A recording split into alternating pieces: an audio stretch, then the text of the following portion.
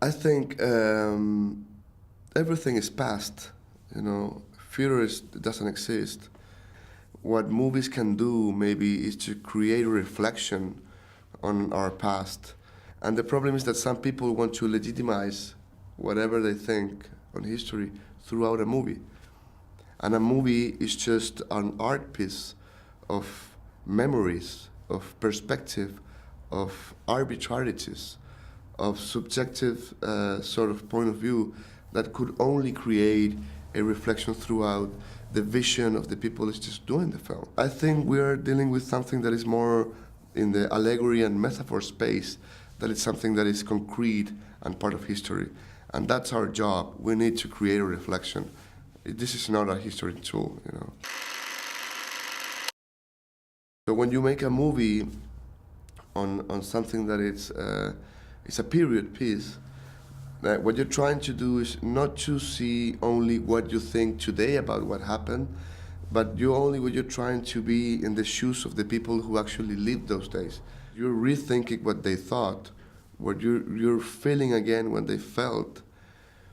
You're dreaming what they dreamed.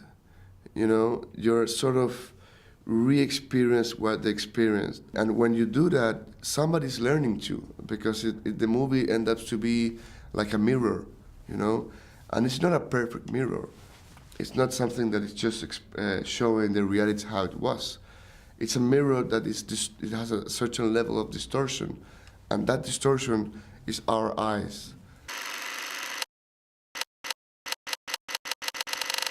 You are able to rebuild a moment that has maybe just a little second, maybe just 1 second, or a little piece of truth. And when you achieve that, it's just so beautiful. So history is just, you know, it's a permanent evolution on the people that actually experience those facts. And when you realize that the same people that actually did the same sort of achievement, they have a different memories on what happened. You realize that history will never be told perfectly, because it's not possible, because we all think about it in a different way. You better remember what you want. If you want to remember how it exactly happened, you will end up in trouble, I think.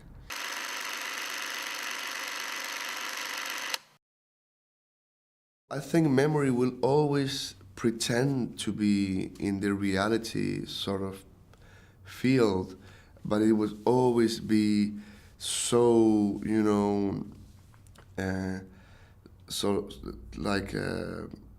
interpreted by your own perception and memory, that it would be closer to fiction than anything else, yeah.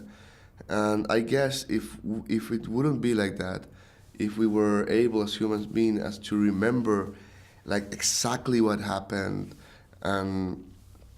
and your memory would be like a perfect record on time, then the future will always be something that it could be expected as something that is a block.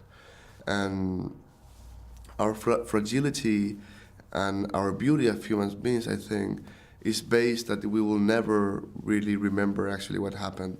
It's always on the emotional level. That's what our real filter, it's our sort of our emotions.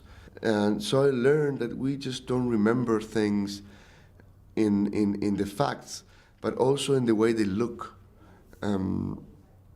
Because we sort of register and record in our memory a lot of things. And those things come in a certain specific texture, you know, in colors too. And if you make movies, I think that's even more interesting, because this is how I remembered, how I think things were, but it's not necessarily what you should think about it.